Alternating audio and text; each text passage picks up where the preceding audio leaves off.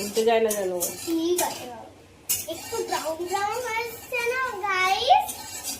দেখো একটু brown brown হয়ে গেছে। দেখো কিরকম ফাটছে, দেখো। ও বাবা রে, আমার হাতটা ফাটছে কেন বলো তো? এটা তার মানে রোস্ট হয়ে আসছে। যতক্ষণ না ফাটা বন্ধ হচ্ছে ততক্ষণ না একদমই স্টপ করবেন না। একদম এত গরম হয়েছে আজকাল, এত ঘেমেই তো যাচ্ছি আমি করতে গিয়ে।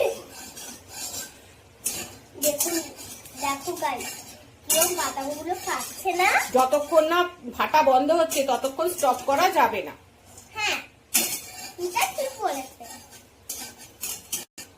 যতক্ষণ না ফাটা স্টপ হবে না ততক্ষণ না করেই যেতে হবে।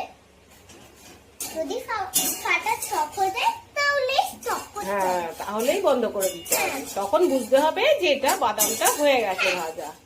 এবার আমাদের স্টপ করে দিতে হবে। স্টপ করে দি। এবার স্টপ করে দি। এই বন্ধ করে দিলাম। এবার থাক, এটা আস্তে আস্তে শক্ত হয়ে যাবে না।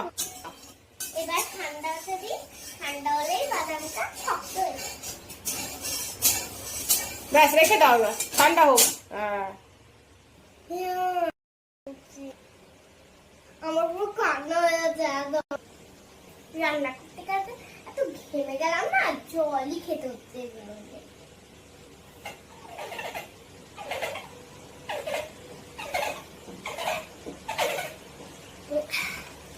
শান্তি হলো বাবা, ভালো হলো।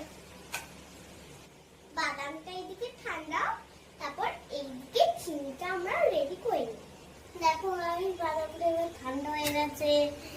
কি করে চেক করবে? এইরকম দেখবে, এইরকম এবার খোসাটা ছাড়িয়েই চেক করবে তোমরা। দেখো গাইস কিরকম ছেড়ে গেল, পুরো হোয়াইট দেখা যাচ্ছে। এবার হয়ে গেছে। এবার হয়ে গেছে, দেখি খাই এবার। মা ঠিক আছে, মচমচে হয়েছে তো? খুবই মজা হয়েছে। এটা কে করেছে? তবে আমি একটু খেয়ে দেখি।